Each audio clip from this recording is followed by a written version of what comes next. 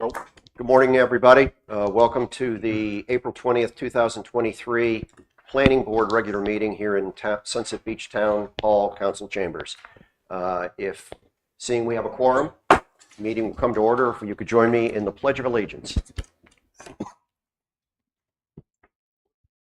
Sorry. I pledge allegiance to the flag of the United States of America and to the republic for which it stands, one nation, under God, indivisible, with liberty and justice for all. Thank you. Seeing we've had a call to order and pledge statement that we read before each planning board meeting.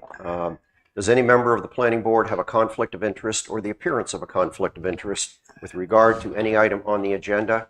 And if so, please state so at this time. Sybil? No, I do not. No, I do not. I do not. I do not. I do not. Okay. Well, Everybody said they did not. We have a draft agenda prepared by town staff in front of us. Does anyone wish to amend the draft agenda? And if they don't, we'd need a motion to approve. Any amendments suggested by planning board? I move to approve. Can we have a second? Second. All in favor? Aye. Aye. We have the third item is public comments on agenda items only, and seeing that we do not have any visitors today, we'll move on to item number 4, which I had added to the agenda, and it reads meeting procedure, orderliness, formality, and decorum. Back in February of 2022, when Jerry and Richard, I think it was your first meeting, I made a statement, I read a statement that had to do with talking over each other. It had to do with trying to be, because some of the items we have, a lot of the items we have are very complicated. And so that Katie can understand what we're saying and changes that we are making so the minutes can be accurate. It is important that we do have proper decorum.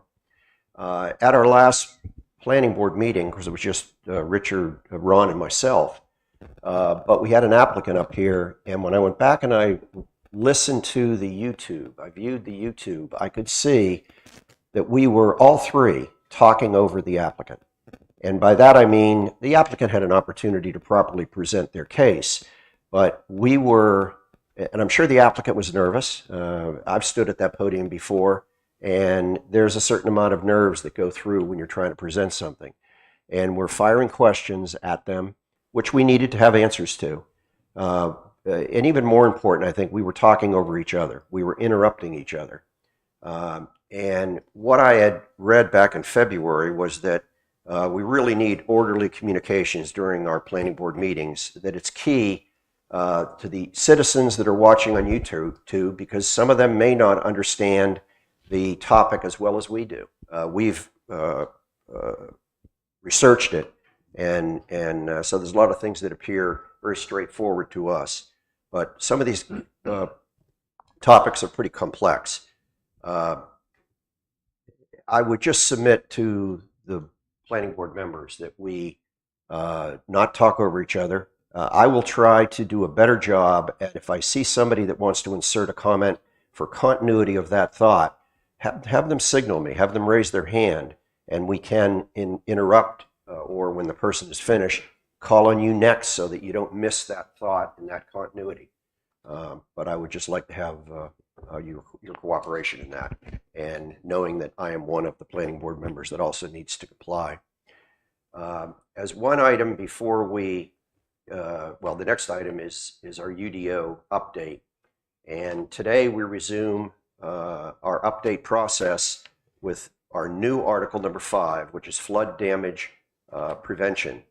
And we are currently on schedule, and maybe we could contend a little ahead of schedule. And if we can hopefully complete Article 5 today, our review, and also our latest assignment, which is Article 6, wireless communication, it would only leave one last Article 7, which is definitions, for us to review at hopefully our next planning board meeting in the middle of May, because the first planning board meeting will have other items on the agenda. But with Wes being here at our very next meeting, we may be able to do that as well, get into definitions possibly after we finish with our sign application that's coming before us. Wes is indicating a negative shake of the head. So that our definitions would then be on our May 18th meeting. Hopefully, which remember that's bumping me a month ahead, but It is. I'm It is. trying my best to have some material to you by May 4th when I come here, so you guys will have some time. It will be at least a portion, if not all of the definitions. Okay. But I have to properly schedule for not only Sunset Beach, but our other folks as well. We appreciate that, Okay. and you've been great so far at getting us. We'll keep our fingers crossed that Yep. you'll be able to complete the Yep. definitions. Yeah. Because really, what we're searching for is for us to get the completed copy in an orderly fashion as soon as possible, so Yep. it gives us time to make what I'll term as a third review, but of the entire document. Yep. Because right now we've had it piecemeal, and that can be complicated at best. Sure. When we're dealing with things in a different order than we're used to. If we have them in one book, I think it'll make it easier on the whole planning board to review it. So thank you. Can I make one comment? I don't mean to interrupt. On item 2 that you mentioned, I think we're well reminded of what you shared with us at the initial meeting in February. I think overall we've done a pretty good job, but I share your concerns. I thought it got a little chatty and did not represent the best that we can do here in terms of giving space for each individual to inquire and respond. Well, thank you for your comments. I'm sure everybody feels the same way. I'd like to also make another comment as we enter into our UDO update. Ron LeBruno on my left sent an email to Chad and myself earlier late last week, and he indicated a frustration that I really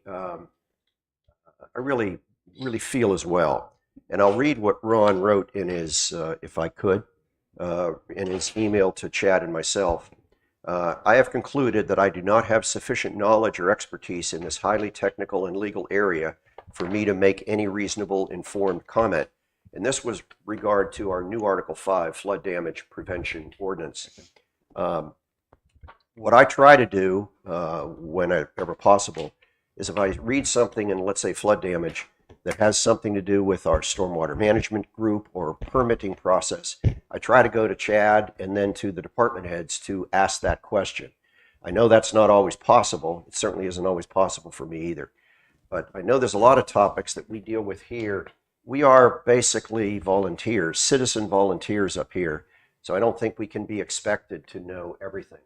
And I'm sure that creates frustration on the Council of Government's part, because we want to do things, we want to achieve things, but Raleigh, our state government, intervenes and establishes rules, which is really what Article 5 is, and it's really what our wireless communication Article 6 is going to be as well that we're talking about today.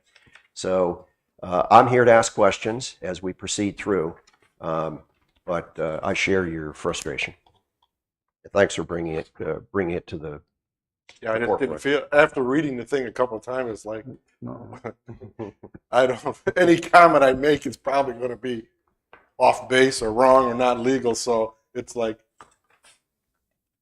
I was just more looking for the professionals to say, we've looked at this section and this is good. Other than, like I said, I think one of my last lines in that was, if there's a couple of paragraphs or something that are maybe like policy or procedural things that we can consider, most of it seemed like, not only do we have Raleigh involved, but you're talking about Washington, FEMA.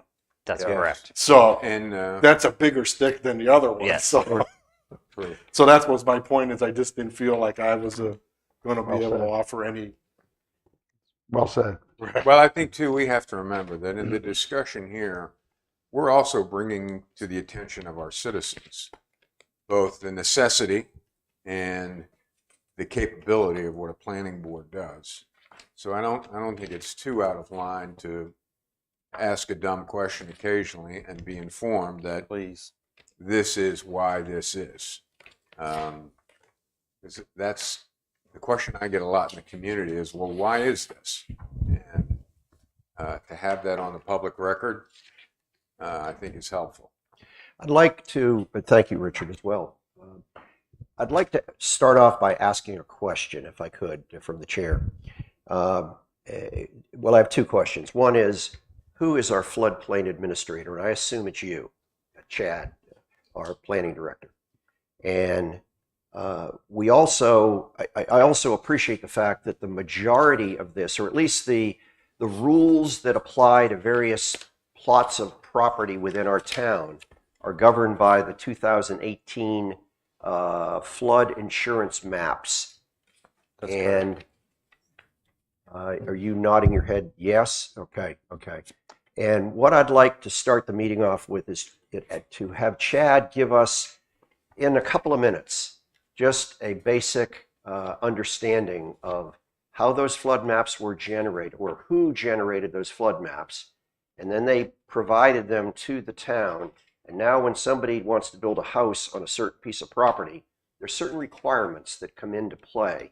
And if you could give us a brief background on that, Chad, I think If I can turn that question over to Wes, he could probably, well, the reason why I asked that is that 2018, Yeah, that was. it was a pretty cluster through this I- area because Brunswick County was one of the first Mhm. areas to adopt them, if not the earliest. And I'm not sure if there's still part of this area that has not adopted them. I know. No, everyone's been Everyone, so- is So mandated. I'll defer the question is to my Wes. question clear? Yes, Okay. and I just wanted to ask, this article remains as is. yes, Why ma'am. was that on? So let me answer that separate. I'm going to answer the question about the maps, but first I'm going to briefly explain what this thing is, if that would help set the foundation. So anybody across the entire U.S. that wants to be able to have FEMA flood insurance, that's subsidized flood insurance, they have to be a participant in the National Flood Insurance Program. To be a participant in the National Flood Insurance Program, you have to comply with the Code of Federal Regulations, which spells out the minimum requirements for flood hazard reduction. In North Carolina, we have a partnership with for the Division of EMS, Emergency Management, who has for North Carolina across the U.S., we actually have a fairly robust state agency that assists with developing a statewide model ordinance that meets the terms of the Code of Federal Regulations. So for you all to have, if you live Jerry, you live on the beach, you have federal flood insurance. The local government is mandated to administer this code. It's not our rules, but we are forced to administer them. And they are a pain in the butt, as you might surmise from reading this. It is essentially a technical and legal document, as Ron alluded to. Certainly, as citizens have questions, they should be referred to the town. They are not expected to understand this. And frankly, we have a lot of practitioners, local government officials, that also do not understand it, and they may be calling the COG or the state or whoever else to help. Or ignoring them. To help navigate this. As far as the maps were developed by North Carolina Division of Emergency Management in concert with the terms of the Federal Flood Insurance Program. Everyone's required to adopt new maps at a certain stage. You guys, these maps were adopted in actually, I don't know when they were official. They were adopted in 2018, but they were a draft in 2016. 2 years to review them. Folks appealed, and so every local government in Brunswick County had an option to appeal. Once all those appeals were done, then the state said, all right, guys, all the appeals are done. The maps are what they are. You've got 6 months to adopt the map. In concert with that, you must also adopt the new ordinance that aligns with that new special flood hazard We area did that in map. 2020. We Okay. incorporated them into our UDO. Okay, Okay. in 2020. Mhm. So, and this only applies in areas that are subject to the special flood hazard area. That's the 100-year floodplain, not anywhere else. So, if you're living in Sea Trail, there may be limited instances of this, but in general, you're not subject to these rules. I didn't write them. I help towns administer and understand them, and sort through how they want to,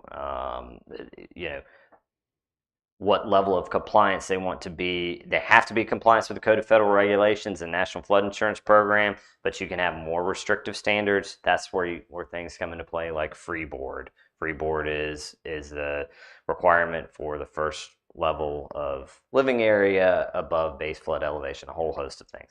We don't necessarily need to go there. Does that help? Yes. Yes. Okay.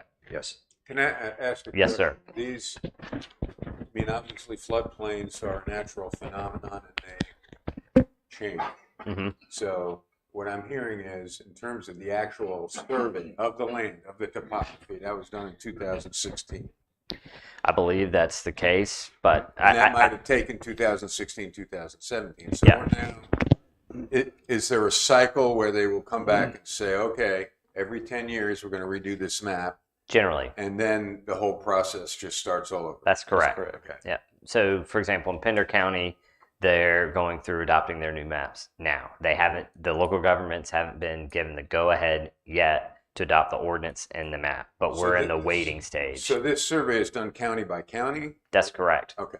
It's done by the county, and then all the local governments within that county are required to adopt the map and the ordinance. And the county is mandated by the feds to do this survey in order to come under the umbrella of the federal guarantees. That's right. But in North Carolina, we have the state is also provides assistance to our local governments as sort of a partnership, versus in other states, it's just fed straight to local government. And so we have some support here in North Carolina from Division of Emergency Management. Thank you. It sounds like this is labor intensive in terms of your schedule. I mean, how much of your time is taken up by this? Every day. It's a lot. So would it be advisable to hire a full-time flood insurance person, or is this well within your? Well, this is well within my. This is his job. This Okay, is part of my great. job. All right. I'm going to ask I a know. question. I know. Sybil had a question as well. Oh, please. I'm sorry, Sybil. I Did. missed it. I do. Sorry. No, I was gonna say, And you were asking about, sorry, I forgot. Why is the article remaining as is? Because, And that makes sense. yeah, And I don't see why we should beat ourselves up about it when it's been through all of this, and like it or not, it's where we are. So We're one not of the beating ourselves up. Well, it's a part of the UDO, Hey, so I tried to read this too. I'm So not- one of the things I wanted to, as we went through all that, which is great, an example is this probably will come before you to some degree within the next 6 months to a year to have an amendment to it. I attended a conference back in February, and Aaron Futrell was there, which is our southeastern or North Carolina, one of our North Carolina FEMA reps, that gives us another person that gives me aid, especially with interpreting these rules. This is what I said, and it is fairly complex and complicated at times, and no situation is ever the same. Is that there are going to be provisions to allow, for example, bigger square footage allowances for wet proofing, which is installation below the flood for accessory structures. They've come to the realization bigger than I think it's a 10 by 10 that you can go bigger and be flood resistant if you're below the flood. So stuff like that. And those amendments are handed down by the feds straight through the umbrella. And as they amend, it gives the local ordinances and the local municipalities and counties the ability to either stay as is or take it into consideration and adopt your ordinance as well. So as they make amendments, that's when we can be more restrictive than they can, but we can't be less restrictive. Yes. And a question. In our prior UDO, we combined in Article 12, we had a Part 1 and a Part 2. Part 1 was what we're looking at right now, the flood damage prevention ordinance. And Part 2 it dealt with stormwater management and things that you face every day, such as a property owner requiring to keep 1.5 inches of rain on their property in some sort of an engineered or otherwise. I don't see that in here anymore. It's not being taken out in your when you get a full new draft. Mhm. That section's been. We initially thought about having an entire article dedicated to stormwater, but that would not make sense here. The ordinance provision is fairly short, so that's actually going to be. I've already put it into Article 2. You just haven't seen it. That's just something that came about as I was drafting it, and I got to the point of saying we don't need an entire article dedicated to stormwater because Yeah. it's only. So we'll have an opportunity when we get the whole book then to Yes, look sir. at that specifically. Yep. Because we were dealing then with greater than 200 square foot additions, and there were All- things in there that were I think important. Mhm. And I just was afraid that we were going to miss it. You will not miss it. Yeah. We will have the opportunity, and it's It's actually Article 3, and if you remember that couple, 2 or 3 months, 4 months. well, I think we're going to end up putting it in Article 2 because it's based on the way Okay. that you submit a plan. Okay. But if it, Mhm. you I guys, just want to see it there somewhere. you will have the opportunity to review it. So Absolutely. that's important. Yeah. Question? Please. Question on that topic. I recall, and I found the article back from August 18th of 2022 about the Brunswick County Commissioners updating their maps to the NOAA Atlas 14. Does anybody know if that's been done on stormwater? Because they were talking about changing from The the data? 100-year to the 50-year requirement. So that's a totally different. I mean, the stormwater, I'm talking about stormwater Yeah, management, that's not flood. That's right. So that- the stormwater management, is that So addressed in there? Let him answer. So that is a totally different requirement. You guys are a participant in the county's stormwater ordinance. When there's certain triggers that require that a stormwater permit be issued by the county for development here in Sunset Beach, and so that is administered by their officials there out. Not us. Not us. Correct. And we face that all the time. Yeah. So I don't know if you want to add anything to that. Yeah, the only thing that really triggers that is when you have most of our non-residential stuff will be looked at by the county. Or And something. if you're bringing in on the residential side more than 4 inches of fill, Yep. that's in our ordinance where it triggers not only local Sunset Beach stormwater, but also county stormwater regs. Or a major update in your I'll- property of yeah, substantial. I'll never forget that because that was asked to me in my interview while I was here and had no idea how to answer it. Lisa tricked me on that one. So that one's been instilled with me for. It's a little bit unique. Any other general comments from the planning board? I've got something that I'd like to suggest in this ordinance be revised. So Take it away, boss. You want, you, Go ahead. would you repeat Well- that statement? He must. I We're- can't repeat it because I don't know what I said. It sounded good. In section 5.3 administration, and I'll go directly to Wes's page 5-9. And this sentence, and it's number C13. The first sentence, and this sentence is repeated in several other locations, but it says, when the lowest ground elevation of a parcel or structure in a special flood hazard area is above the base flood elevation, and then it goes on. It would be in being fair to property owners, I would think that if the corner of somebody's lot that doesn't have a structure on it happens to be that contour line that puts them within the flood hazard area, then I think it's unreasonable to make their entire structure comply with that flood provision. It doesn't. It doesn't. Well, that's the way I read this. If at the lowest ground elevation of a parcel So that tells me if a tip of the corner. This is saying that you can have a letter of a map amendment prepared for your parcel to take you out of the flood hazard area. And so this is this is a different thing altogether. Well, why should the owner have to go through the letter process in the first place? That's just the require. It's I mean, I can see that they're not allowed to put a structure in the future that would encroach on that contour line, because that contour line is a very important one. They can't expand their existing primary structure into that area. I can see that.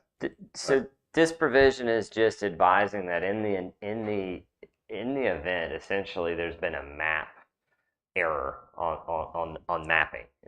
So say your property, Pete, on the map is shown in the 100-year flood Because it was all done by photogrammetry and it could be off by a foot. That's right. And a surveyor comes out there and says, hey, wait a minute, your property is actually 13 feet, not 11 feet. I can assist you in preparing a letter of a map amendment and pull you out. And it actually goes through a process that will literally cut out your parcel on the special flood hazard area. But would map. we be sensitive as a town when they come to you? I'll give you an example because I think an example is important here. My next door neighbor bought the house, did major renovations. He wanted to encapsulate his crawl space. He couldn't do it. Correct. Because it had to allow water to go back and forth. That's correct. So and he lives next door to me. I think some unfairness can be brought into this, and that's why I say if the contour line doesn't touch your structure, that this doesn't apply. He would have been surveyed and he would have had an elevation certificate of his foundation that said as much. We do not like administering this code, I can tell you that, because it is harsh. And that individual is required to allow hydrostatic flow underneath his structure, and he's required to have flood vents because I know. and so that's So, but the way I had it done in my old house, in my old town, we had the survey done to show where my foundation and That's house correct. was, and it showed it was at the elevation above the flood level. And in my case, the town, once I provided that, the town did the rest for me. Yep. That's just was their policy. Okay. Is that if you provided them the information to show you we're not in the flood zone, they'll do the Loma for you. they did the Loma for me and then Yeah. sent it back to me Yeah. 3, 4, 5 months later. Yeah. So my flood insurance rate went down. Correct. Sybil, I think you were going to insert something here. No, I was just going to ask if this meant the same thing as, like, I had a neighbor who was being charged the highest rate, and she what's the word I want to use? Appeal. She wanted to, no, not in building it. It was there, and they've done the new things, and they put her in this flood zone, but she's not that low in it. Got it. She needed an But she had to go elevation with through FEMA. certificate. She didn't come through the city or anything. She went through FEMA So and got she that probably charge. submitted an elevation certificate to the insurance agency that Okay. corroborated what her elevation actually was. Yeah. And that's fairly common. Okay. But that requires a surveyor to come out there and say you're actually at this elevation. Well, I think she did have all this stuff, and they did. I mean, she wasn't charged as high a rate. She's Once she got the elevation certificate. So she appealed it to her insurance company. I mean, and this goes back to what Wes said from the beginning. These are not rules that we make up. It's just the rules that we have to enforce. And sometimes it can be unfortunate. Sometimes you can use the rules to your advantage. Does anyone have any other I have things they'd like to I have just change? a kind of a general question. Sure. Is there any, and I kind of, Wes maybe mentioned this when he was talking about the freeboard or whatever, is there any sections here that we should be considering or talking about being stricter on? We have half the country worried that the ocean is going to wipe out everything up to the Appalachian Mountains.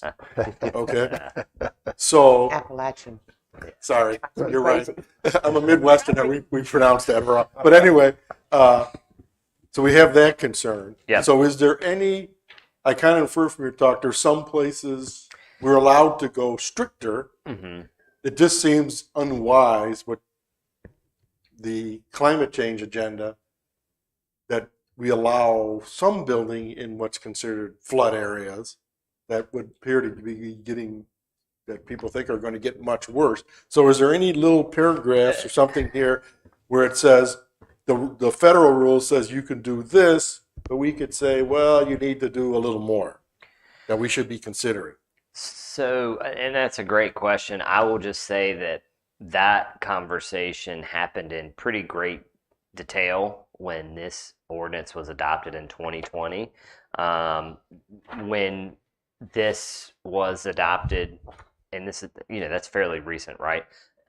There was, color coded provisions. This is the minimum standard. This is the one that you can be more restrictive if you would like. And the whole thing was debated ad nauseum. And it's easy to say, let's be more restrictive. Let's tie ourselves to a more restrictive standard. But it has a substantial impact. And so it's not as simple as saying, well, let's just do this, because once, for example, if you increase the freeboard, next door neighbor then wants to do a major reno, then they may have that major reno, they may have to step up to their addition, or they may have to bring their entire structure up another foot. And so I don't have a good answer for you on Right. it. Well, but you understand where I'm going. I We understand have where you're this- going. We Yeah. have this Yeah. thought that water levels are increasing rapidly, Sure. may or not. So to try to get ahead of Yep. that, I would just say this. is there any place that I would just say this in general, and this is a generalized statement based on the geography of our region. Our beach communities are substantially better off than our inland communities in terms of flood hazard protection. I mean, you got homes that are built over there that are fortified substantially. That is not the case in many of our rural areas that are subject to freshwater flooding? freshwater flooding. So, I It don't just know if seems nuts to spend money on changing the climate, but not, and then allow people to build in areas that are going to be flooded, it seems, and then pay that later. But technically, the intent of these rules is that, so every time someone wants to reno a property and it's below what is actually considered to be the flooding area, where the elevation of that water is going to impact, the engineering study has said any of your valuable property is above a certain elevation. So if we have a flood, that's fine. It's going right underneath the property. And I mean, the elevations of the structures that are on the island now are substantially different than they were 20 years ago. They've gradually gone up. You may not see it month to month, but that's what's happening to, frankly, all of our beach towns. And so that probably doesn't appease folks, but I mean, our beach communities, it's going to take a nuclear bomb to take out some of these houses that are on the coast. Well, but that also, And FEMA it also applies to the mainland houses too. The mainland, yes. Is there anything that I'll- I'm just saying, are we doing everything that's smart enough, assuming the future is somewhat? I'll say two statements. One, I've seen coastal flooding and freshwater river flooding firsthand. I'll take the coastal flooding every day and twice on Sunday. It goes in, it goes out. River flooding here stays for weeks. Yep. The second comment is that FEMA kind of regulates itself on that. For example, the biggest thing we've had to enforce since I've gotten here is our meter bases, and now have to meet flood elevation standards where they used to be able to be put wherever below. For example, within the last couple of years with hurricanes in Oak Island and in Ocean Isle, the storm surge gets into the meter bases and fries them out. Next thing you know, you have 4 or 5 homes caught on fire. I know we've all read those articles, we've seen and we've heard of that. So FEMA took it upon themselves to like, all right, we're going to make everybody raise the electric meter bases. That's what BMC's done. I saw one that has to meet the bottom of the flood zone. And you now see, if you go look at some of these newer houses on Riverside, North Shore, on the beach, you'll see the electrical meter bases that are about 10, sometimes 12 feet in the air. What's difficult to do too is to write an ordinance and control it now that is in anticipation Yes. of a projection of something that may or may not happen. Yes. That can be difficult. So And I'm pleased to see the wording in here where it does talk about, under general provisions, it talks about we have 3 months to insert new maps as they're updated into any subsequent permits that come in. So it's not as if we're stuck with the 2018 Right. As the powers to be change the maps, then we have 3 months to incorporate that into any future work. And Wes, I have one more question. Is hopefully we look to wrap this up and move to Article 6. Mhm. Is that, do you know when the next cycle is of floodplain maps? Have you gotten any word? No, but I would anticipate it's going to be at least 7, 8 years. Okay. For new flood map? Yes, sir. Any other questions on the basis of this? I've got one thing that has to do with the very last section of this 5.6 definitions, but anything in the meat of that article that any of the members of the board want to Yeah, discuss? I have one question. It's more curiosity in terms of the height of the pilings that the houses get. Are there? I'm interested in what are the regulations in terms of the footings? I think we've all seen lately these pictures of houses being drifting out to sea and Outer Banks. Yeah. What are the? Because I mean, I don't care how high you go, if the water Can't go through. pulls out your footing, you're coming down. So when you look at pilings, that's all generated by building code. What they have to be driven to, letters of affidavits have to be submitted to satisfy by a surveyor or stamp seal saying that these piles have been But certified. in answer to- driving them I to think the fix pile depth, I'd have to go That's back 8 and look feet. specifically, but I think it's like 8 feet. 8 feet here. Yeah. Yeah. But Richard has a point too, because that's based upon no erosion. Yeah, a geotechnical engineer has to decide, in minimum, I think, is 8 feet. But you could have to go deeper if you're in pluff mud or if you're in. Sure. But I don't think erosion comes into it. It's based upon what is there Mhm. and the So is suitability.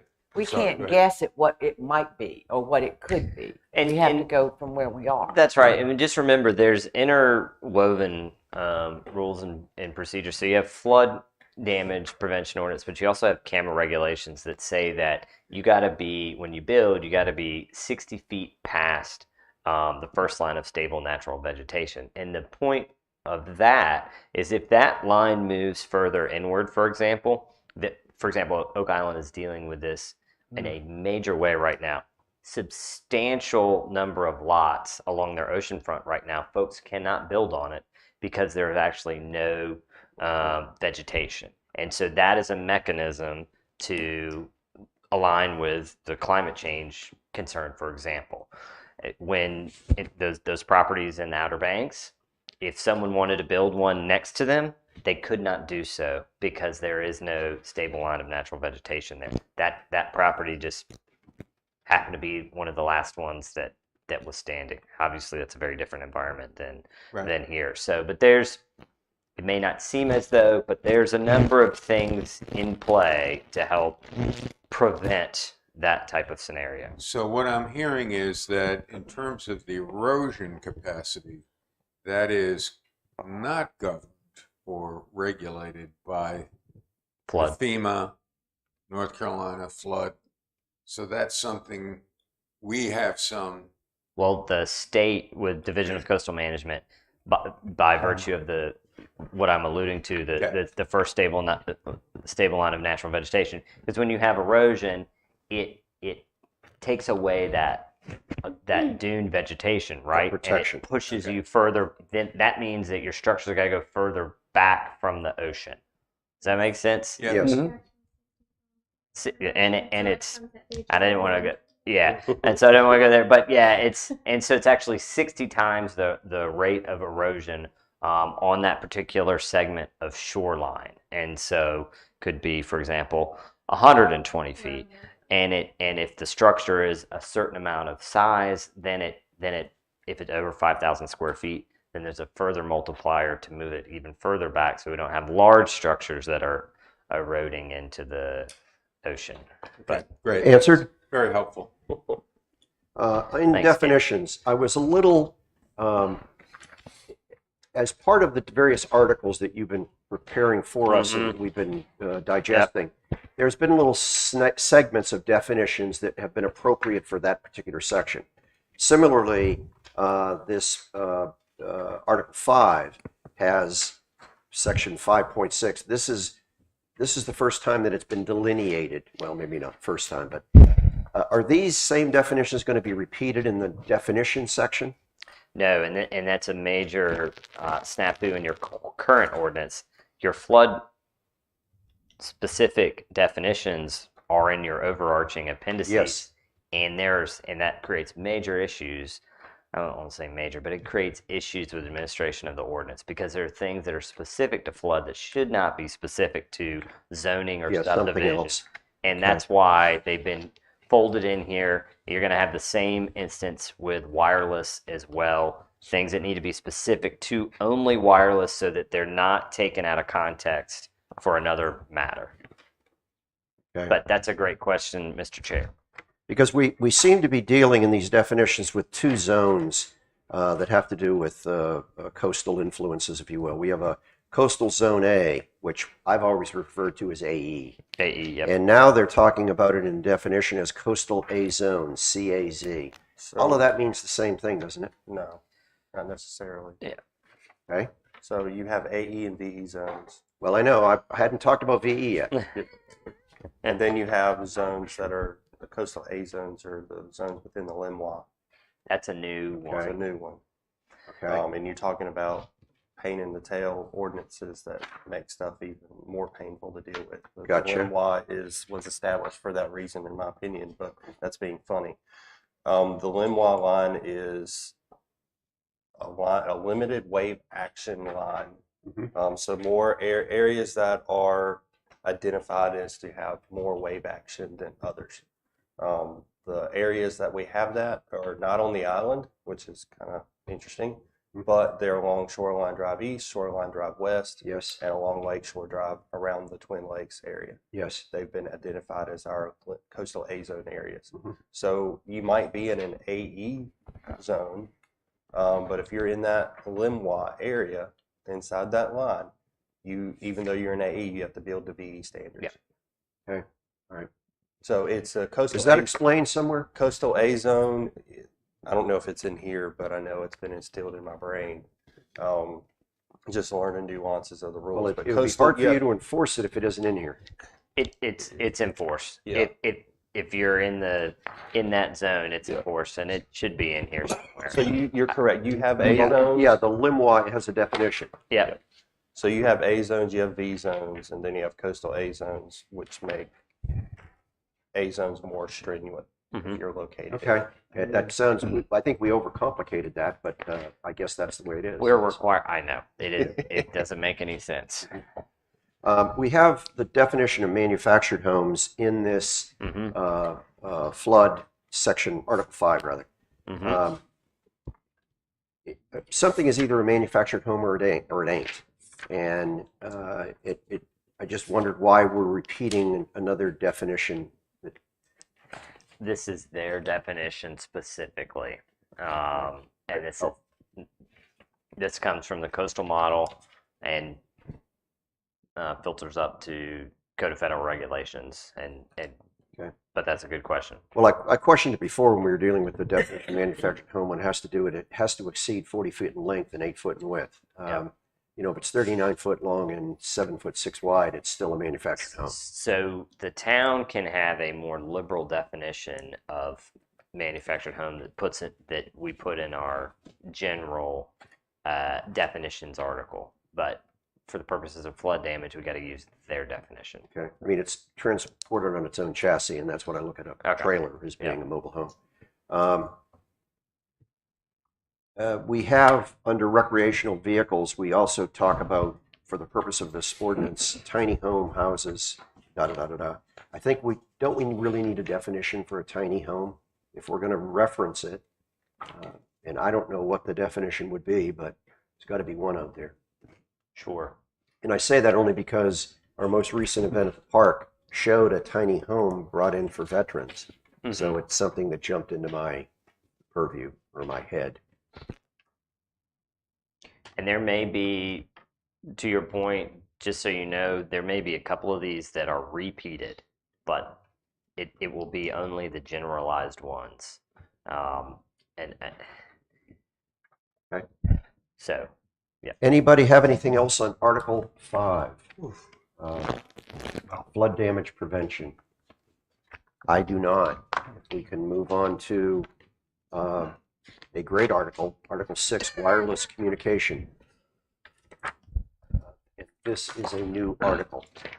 I'd like to speak for a minute, just to give some background. I spent a good chunk of my professional career as a consultant or individual contributor to Sprint.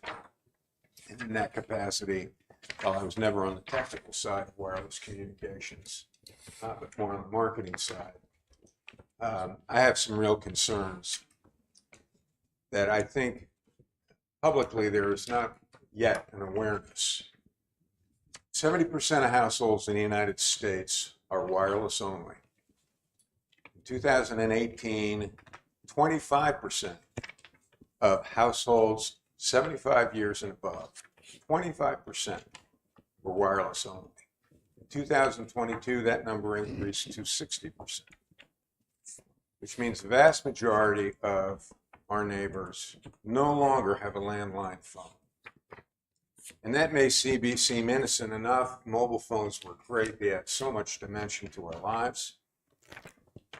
But I would say about 80% of the people that are wireless only in their household get their wireless connectivity through their Wi-Fi connection and are blissfully unaware, as if there is wireless coverage, cellular coverage in their home.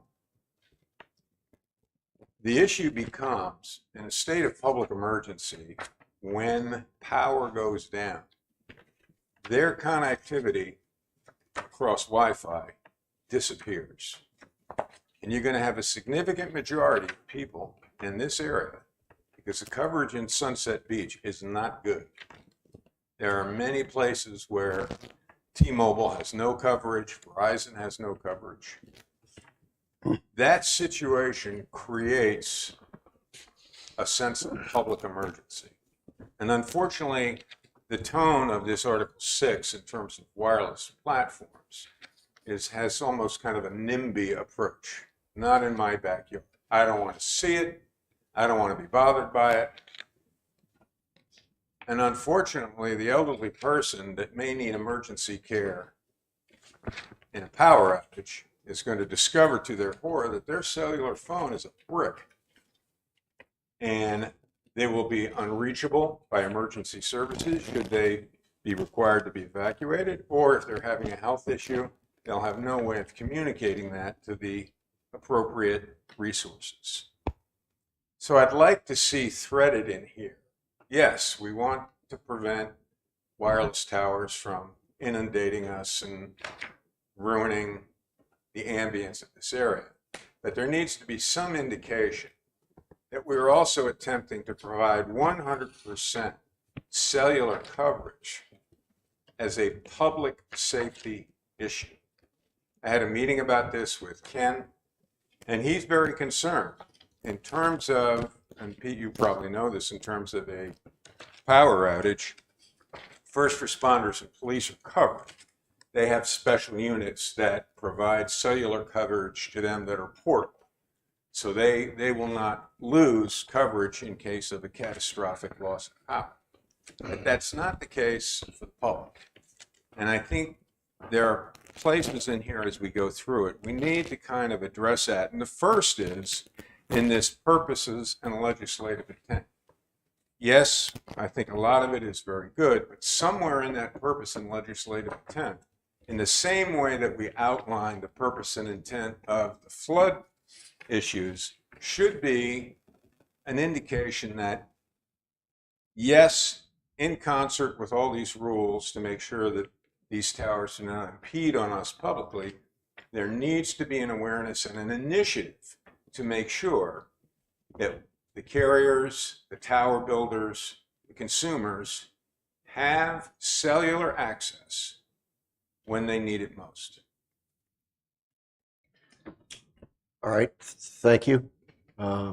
Anybody else have any opening comments as we move into the meat of this?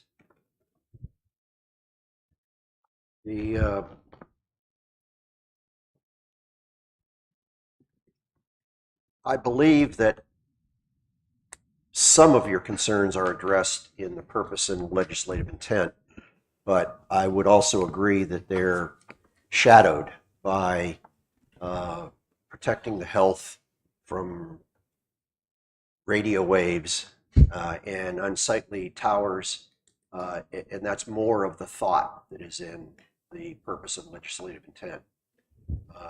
Do you have any comment regarding what Richard said? So I'll just say this: there's basically stringent rules in place for new towers, but there are carve-outs for what are called small wireless facilities that can be put almost anywhere in town, and that's an administrative approval, and the town has to grant those facility types And they'd be by placed law. on water towers, on buildings, Yep. on light on top poles. on top of telephone poles. In fact, they can install a new telephone pole, and it's actually an antenna. So if you're driving down the road and all of a sudden you see it's a telephone pole not connected to anything, that's actually a wireless facility.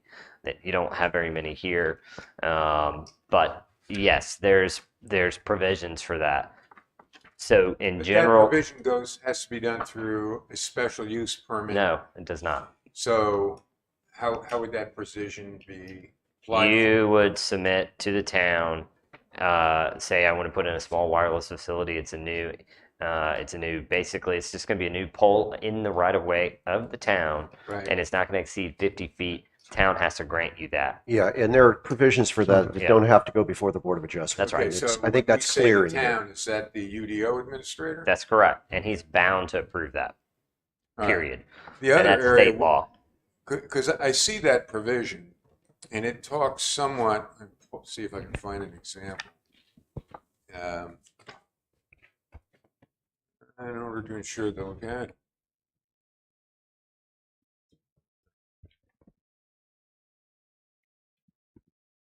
It seems like one of the criteria for an additional wireless should be, and it's not in any of the drafts, the goal to provide 100% coverage. That's a different thing. That the town is not a wireless facility provider. Right. But So the if ta- a provider doesn't want to come in here and provide coverage, that's on them. Now, you can initiate and you can request of the council and the administrator to proceed with a study to achieve 100% coverage. But that is outside the scope of what we're working on. Right, but the criteria that, okay, a carrier comes and says, well, I really want to pool. The criteria is, does this addition meet your technical specifications? Okay, which is, it has to be this high, otherwise it's useless, Mhm. right? Part of the insertion in that is, does this advance the goal of 100% coverage? And if it that should be a criteria that's included. So it's not just because the way I read it is, the only way we can ask for a tower is because, hey, it needs to be this high so it can reach a few homes. There should be but it may not provide us with 100% coverage. I would like to see that kind of inserted as one of the criteria for when a carrier comes and say, hey, I want to put it here and I want to put it this high, that becomes part of the consideration set. Can we legally do that? I mean, so I guess the bigger sounds like we have one member that is very interested in allowing towers. So is the rest of the board supportive of that? And if so, then we can proceed with paring down the tower rules and allowing them. I, I'd like to just correct it. I'm not about building more towers. If that's what's needed to provide 100% coverage, yeah, fine. We've now deselected the tower that was going to be built over, and I'm not exactly sure why that was Is that- deselected. What is they not? Okay. The one that was going to be added next to our water tower in the Department of Public Works. There was legal issues that were not in the best interest of the town. Okay. To But move there's forward another with one that was permitted by a special use permit. Yes, Well, it but was. that's the one that's down by the Regency, That's and that correct. still is being worked on. That's due to a correct. stormwater permit. Yeah. Yep. Right. But and that raises an interesting criteria. You know, there are lots of things that are preventing these towers from being built. But what is not in the consideration set is, does this tower abate the emergency situation where a section of Sunset Beach, people that are maybe T-Mobile subscribers and do not have coverage in that area, that ought to be part of the consideration set. Okay, yeah, we got a stormwater issue, but nobody's not going to be able to reach the fire department because of a stormwater issue. They are not going to be able to reach the fire department because of a tower issue. Richard, can you let Ron say something? Let him take a breath. On your question, I guess, I concur generally with what you're saying, because I know from experience on where I live, when I don't have Wi-Fi, I don't have hardly any coverage. But anyway, so I back up my Wi-Fi with my own generator, my own batteries and stuff to try to keep it running just in case. So I agree with what he's saying, that there are probably large swatches of town that have little or no coverage and would be vulnerable in an emergency. Now, how that handles with this particular section, I'm just not sure. But I would point out one area that concerned me. So I have a couple questions, and then I'll be kind of done with this section. On page 6-10, for instance, on item 24, whatever that section, no new facility or antenna array shall be identifiable, recognizable, or discernible as a wireless facility or antenna by a typical layperson from a distance of 250 feet or more. Now that sounds like, Pretty restrictive. yes, because one, where does the feet start from? Sure. From the ground to the ground of the tower to your freestanding person to the top of the tower. And then it seems like, boy, 250 feet. So again, is that an item that kind of goes with what Richard is saying, that's plenty restrictive, but maybe shouldn't be as that restrictive?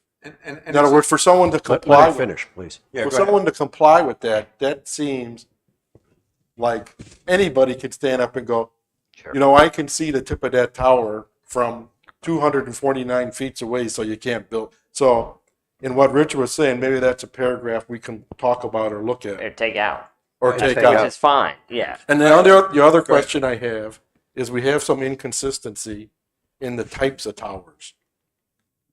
In various spots, we say we don't want no guy wires, but then we talk about submitting your guy wire design and stuff. And then we say no lattices, but then we say you can have a lattice. And then we talk about self-supporting And it's versus self-supporting, so I can point out the sections if you want. Sure. On page 613, safety B, Mm-hmm. we talk about guide, self-supporting lattice, or other types of support. And then on page, How about the definition of tower on Yeah. page 6-6? and then on, that might be there. On 621, 613A, there it says, no new tower shall be of lattice or guy. Well, And look at 6-6, because I think this makes your It could point. be. And then 623 on the top page 1, it talks about guy wire anchoring points and guy wires. I agree, we should not allow the guy wire type. So I think we just need to be consistent in saying guide towers are not allowed because the wires New are ones. overplay and wires can Yep. break and they go crazy. Sure. And we certainly, I think, would be in concerns that the monopole type It's preferred. is preferred, but I guess I'm a little unsure that we should be completely outlawing lattice types. I drove around yesterday a lot because I was going distance to take a hike up north, and I've seen some kind of narrow lattice. The one by 904 behind the Baptist church is a relatively narrow lattice type. You know, I think we're thinking we don't want like the high tension tower type lattice types where they're giant. You know, and even where that tower is being proposed over by the Regency, there's the little lattice pole tower there for the radio antenna for the Much shorter, though, isn't it? yeah. So I guess we just had to be clear on our writing here that guy wire types are out because we don't want guy wires because when the wire fails, then the thing can fall and the wire goes crazy. But I would also support what you're saying about 6.4, number 20, A24, I think is onerous, Yeah. 250 foot. Yeah. Well, onerous and kind of vague. I'm not sure how you would administrate that. I mean, is it you sit there and you hold your golf distance? All right, but I'm gonna insert something here, Okay, go ahead. and it has to do with something that Richard brought up before. Wes said that we have one person on the planning board that, it kind of implied that the rest could possibly not be in favor I of just, that. yeah, trying to gather what our Well, what I'm not in consensus favor of is having every wireless carrier 100% coverage throughout the town. I think it's up to us as citizens to know where we live, where we want to use our phones the majority of the time, and establish to have a contract with the carrier that provides us the best service. Not that I want to have T-Mobile and then say I have a right to get it wherever I want. I think that's against the philosophy of good business practice. Or Well, let me finish, go ahead. please. I thought you were. However, I think 100% coverage, reasonable coverage, should be an important consideration when we're looking at it. Should be one item that we're looking at alongside of visual aspects and structural breakpoints and RF radio waves and what they could or could not do to a person. So, and interference with other utilities and the like. So, I think it is just one item that needs to be evaluated in that process. So one of the Can I, things, excuse me, can I, Go ahead. yeah, okay. Because what Ron raised about item 24 is an example of where I would insert no new facility and antenna array shall be identified, yada, yada, yada, unless specifically and technically proven to help supply 100% coverage. That's the kind of language I'd like to see inserted in here. Yeah, okay, fine. You see it from 250 feet. Maybe that's something, that improves the town environmentally. But if it's necessary to achieve 100% coverage. Well, Richard, would you be? Let me just finish. And as to the issue of providing 100% coverage for all four carriers, some carriers provide significant discounts to seniors. And the senior population is going to migrate to that carrier. And to then learn in an emergency that, oops, too bad for you, that carrier does not have 100% coverage. I think, and this is something that the carriers talk about all the time, particularly in mobile, mobile is migrating from a kind of good to have to a have to have. And it isn't reflected in the way that the infrastructure questions that we're addressing are dealt with. And so I realize I'm kind of pushing the curve here, but this is an issue that's nationwide. And there are applications where people have suffered severe hardship and damage, even death, because of this issue. Richard, So, look, go ahead. how about if Sybil interjects? Go ahead. Here's my question. Is it because we're not allowing the antennas or the carriers haven't come in to put up the so antennas? that's what I was going to. The latter. I mean, if they haven't come and So- asked to put it up, why are we It's being? the latter. The left. Yeah. Yeah. So one of the things I was going to say is that when new towers are established, Requested. requested and established, the town does allow within the ordinance for a certain number of antennas. There's a difference between putting a tower up and then antennas that are attached to it. Well, they're supposed to be designed for 4 Correct. antennas anyway, So- even from the get-go. That's correct. So each tower is allowed a certain amount of antennas. All right. If X amount of wireless companies don't want to come here, we can't control that. Well, I'm not, and that's the thing. I'm not. Richard, I'm not, let other I'm people not talk, the please. town is not soliciting Counties. for, I don't know, Verizon, AT&T, T-Mobile, all those to come here. And we're not soliciting for really anything. I don't go out and solicit restaurants to come here. We don't get into the whole economic development. Real side. estate agency. Correct. There's people out there that do that. But if a wireless tower decides to come to Sunset Beach, they want to provide coverage to whoever wants to apply it to that. That's what we're here for, to make sure when that tower or antenna or whatever is built, it goes by these regulations. That's all we're doing. Well, and to bootstrap on that, I hear what Richard is saying about some wireless carriers offer substantial discounts to seniors. We are not, as a town, it would not be appropriate for us to insert ourselves into that conversation, just like we don't pick insurance companies. We don't pick, people are adults, and they choose their own people that they do business with. We can't prove or deny something based on it provides X or Y. It's the same thing that goes back to the couple of the apartments that we had. I agree with Jad's saying, but I think what we got to be careful of, I assume when these tower companies, they know the areas that are not covered well. I would assume they kind of look and this is where I want to build one. The next thing they're going to do is look at the local rules, ordinances, to see if Too they're stringent. friendly or not. I hate to use the friendly or not so friendly to this, and decide to go next door if they think, in other words, it's just the cost of, if it, so I just want to just achieve some sort of balance that, So two things. Let One, Wes address yeah, the I'm going rules to in that. One, adjacent communities here. I want to remind you that, because Wes told me this, is that he worked with a wireless engineer to write this. That's right. The foremost expert in North Carolina. This is the model ordinance that they use, and I've worked with them. It's a wireless telecommunication consultant to put this together. That's not to say that we need Perfect. it's perfect, and I think that what I'm hearing is that some of this stuff, some of this criteria, more stringent criteria, we can maybe pull out. But I will say this to Ron's question. I would argue. I would say, frankly, the town of Sunset Beach is one of the most difficult places to have something approved. And you had a wireless consultant come in here in the face of tremendous opposition and get a new tower permitted.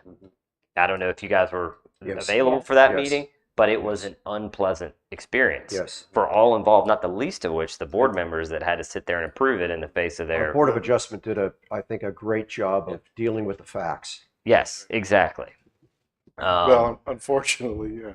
People, and what Richard is saying, and I hear Pete too, they don't realize the downside until it happens. Okay. It's just like this flooding and all this other stuff, right? Until it happens to you, Sure. you don't want to look at that big green thing sticking up in the air with those white things on the top.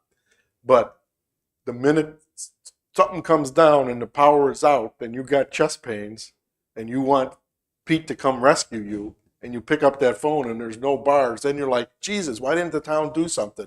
So I think, I understand the problem, but I think we're just trying to foresee things and avoid the downside that may not be really in the face of everybody. May, Yeah, may, and may, if I can just say something, can I just, may I say I'm one? all for Let Wes finish, please, Well, and then we'll give you. Well, you spoke for longer than anybody up to this point. Let Wes answer, and then we'll come back to you. Okay, go ahead. So, Liz. I think one, some general direction from the board on this would be helpful. But what I think maybe, here's what I think perhaps is a solution here is that I can take a look at some of this criteria, things that I may feel is perhaps very difficult criteria to meet. I can consider striking. And when you guys get a new full draft, it can allow us for some additional consideration. We're still want new towers and substantial modifications to be a special use permit. I don't think that there's any reason to change that. And then the other facilities that were mandated by the state to allow, that's going to stay in there. We can't do anything about that. So potentially reducing some of these criteria to allow for a more seamless proposal, and making sure that no guy wire facilities are allowed, and bringing forth the draft to that effect to you guys when you get the full new thing. Okay. So- And I agree. 2 points. Go ahead, Richard. I'm not necessarily, I mean, I think there are areas where some of these restrictions could be toned down. I'm more intrigued by the idea of adding this as a criteria in the consideration set. So, because now I think that's a better improvement to some of these. You don't necessarily, but in that situation where we can prove that no, the intent of being here is going to increase the availability to a significant population, that needs to be part of what's considered in the application. The second thing I'd say is, yes, Sybil's absolutely right. If the carriers don't want these customers, they're not going to build. Okay? But I can tell you that from the carrier's perspective, they make money on ubiquity. Because if a customer can't reach their service, they change carriers. May I interject something here? Mm. When I have bought phones over the years, I've considered who the carrier is and what their coverage is. Now, why is it all of a sudden you can just go out and buy a phone? Oh, well, you don't have coverage here for me. That goes back to the owner of the phone. You look for areas that are going to give you good coverage. And that coverage is fluid.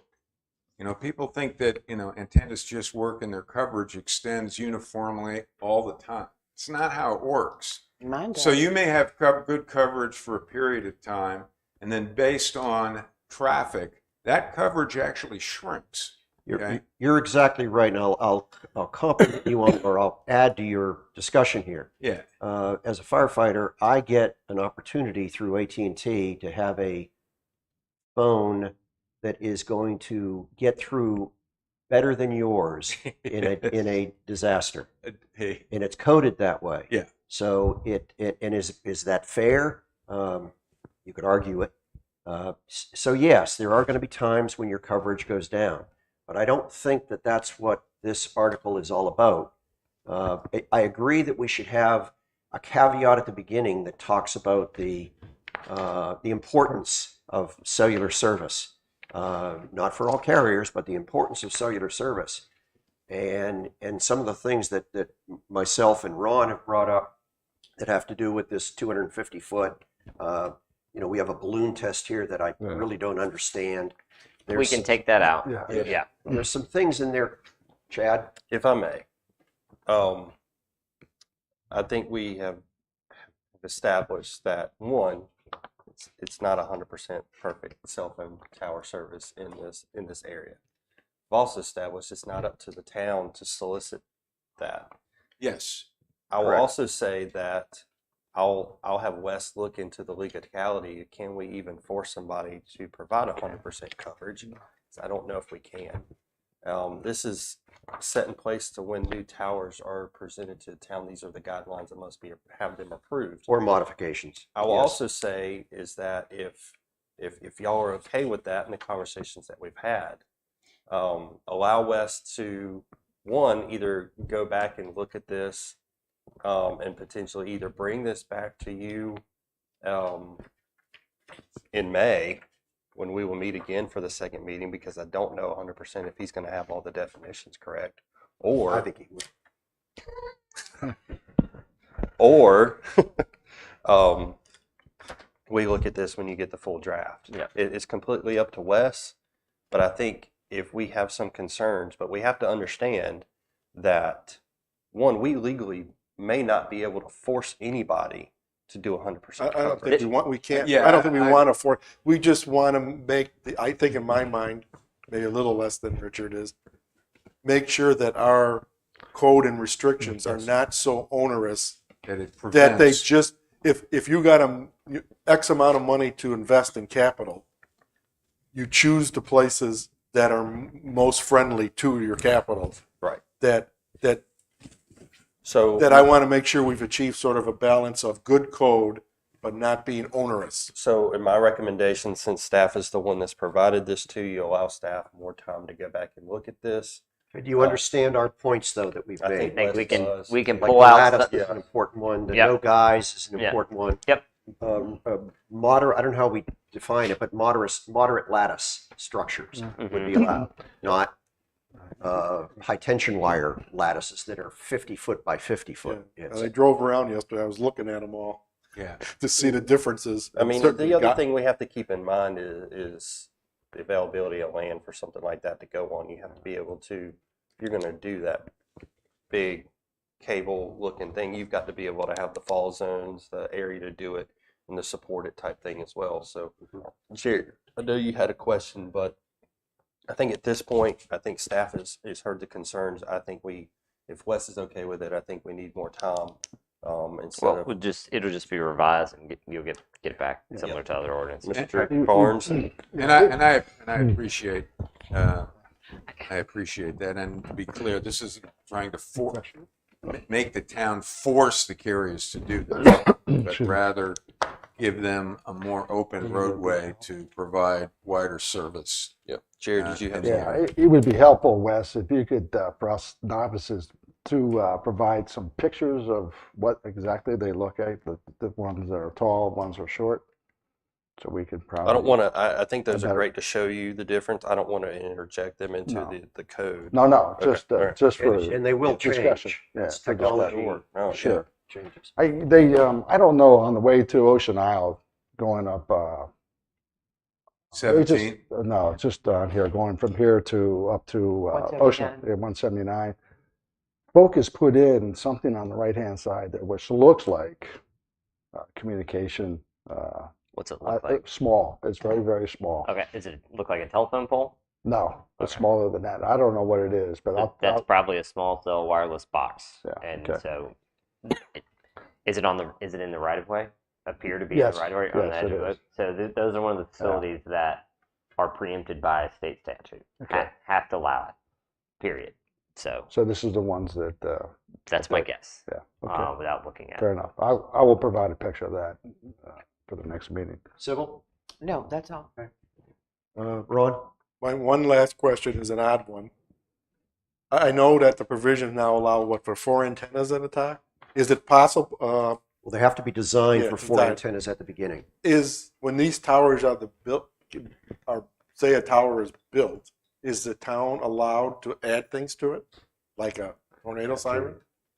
It's private I think property. that they would have to lease it, Can anything be put into this part that's that Part of- that mandate that Yeah. the town. I wouldn't go you there. got it? Okay. I mean, it'd be like saying that you gotta allow a certain portion of your property to be rented by the town.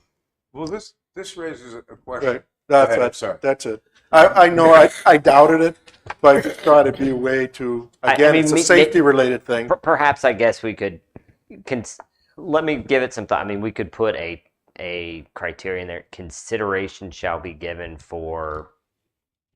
Other public safety uses. Yeah. I didn't think we Yeah. could get there, but Yeah. my thought was because obviously, I know I'm way on the west end here, you could Yeah. blow this siren off the post and I would never hear it. Sure. I rely on the phone for those warnings. So, and we're back to the phone thing then. You know, if the Wi-Fi is down, I don't get that warning. Yeah, but you have your generator. You've Yeah, I'm prepared. trying to do it You've myself. prepared. But it would be nice. I mean, if somebody does put a big old pole up, it maybe would give if there's a way to give the town then a chance to add additional, thinking a siren, without having to make their own pole when the pole's there. Well, Wes said he's going to try. Yeah, to make I didn't some think it was possible, wording in but that. that's it. Thank you. Yeah, Richard? quick question on the 4 antennas. Run me through that again. I mean, What I think I can answer it. What they're saying is you can't build a tower that is just going to support your antenna. It needs to be able for you to make deals with other carriers later on to be able to add more antennas to it. So four that is you're not not blocking. It's not the limit, it's the minimum. It's the minimum. That's right. So they can add more antennas later. Yes. Okay. Because unfortunately, a G4 antenna is a different antenna than a G5 antenna. And if there's a limitation how many antennas can go up, a carrier may cannibalize G4 or G3 in order to get G5. But that's not a situation that we have to deal with.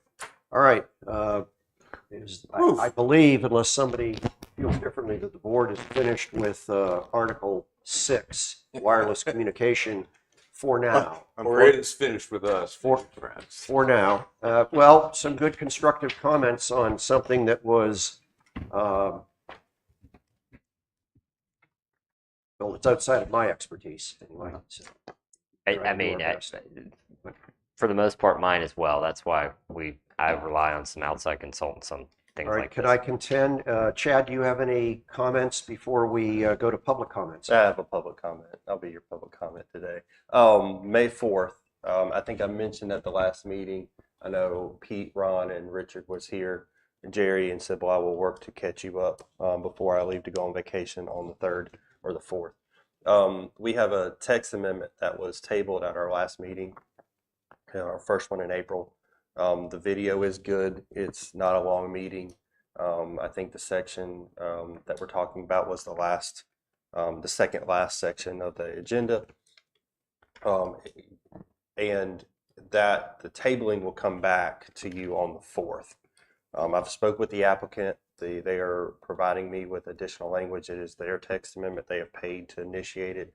And I will not be here, but Wes will be here to facilitate that to you. The applicant will be back here to answer any questions and to provide that to you. I will have Wes called up to speed. I will have your staff report, all that stuff redone and got to you the Friday before. And I'll work with Sybil and Jerry within the next couple of weeks to catch them up as well. That meeting will take place on the 4th at 9 o'clock. We will move forward with that. The applicant was made aware of that. And then again, Wes will be here to help. So You'll be here again on the 18th then as well. Yes, sir. Okay. I have a quick question. You always say that. I You always know, say I that. think it's the same thing. The conditional rezoning apps that are the only thing, discussed, yes. do we have a timeline for when they're going to be on our desk? Or it's in review. That's all I will say. okay, great, thanks. But it And wouldn't be, just as a point too, I know that we're going to be talking about conditional zoning specifically once we get the whole book, or once we finish with definitions, because Richard asked for that and we all agreed. I think we put a date on it of May 18th. But the conditional zoning application that's before the town right now is being considered in the light of what town council just did. Anything we do to change the wording on the conditional zoning is not going to affect the conditional zoning application that's before us That's right now. Yep. So it's futuristic that we're looking at, and I agree. There's some Sure. lessons learned that we can do that, but let's not make anybody that's watching YouTube think it's going to have any effect on the conditional zoning that's before us right now. Good point. That's all I got. All right, public comments, seeing none, I'd like to entertain a motion that we adjourn. I so move. Do we have a second? I second it. I thought you wanted to say- No. I All in don't. favor? Aye. Meeting adjourned until